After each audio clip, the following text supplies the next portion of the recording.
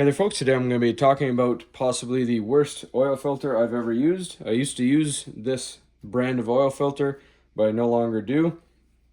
It is very cheaply made. I recently did a video where I broke down a bunch of oil filters, and this was by far the worst, cheapest made one by the looks of it when I broke everything down. So without further ado, we're not going to keep you waiting and hanging on and make a long video or anything like that. It is a Motomaster, if you can see that. That is a Canadian brand sold at Canadian Tire.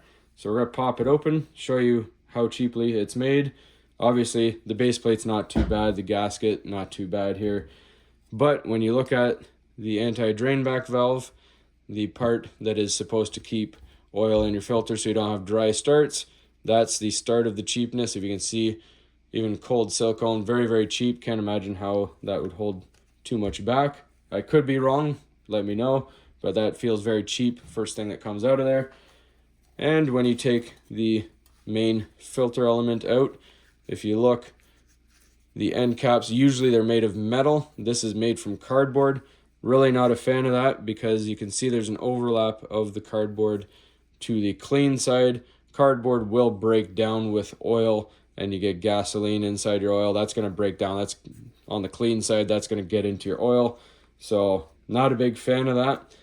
I will not buy this because I have to have a good construction. We want to have a good filter going into our vehicle.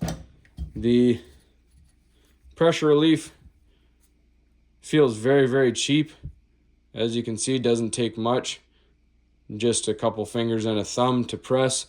So that seems kind of worrying as well. There's a lot of stronger tension springs out there with better brands. You don't want this to be bypassed if it gets clogged, but it's not very clogged. This could prematurely, by the feel of it, this cheap, flimsy little spring might prematurely compress, and then you have dirty oil going past this. So this was just an opinion piece. This isn't from an engineering standpoint. I just wanted to share my personal experience. I'm not going to go with this anymore.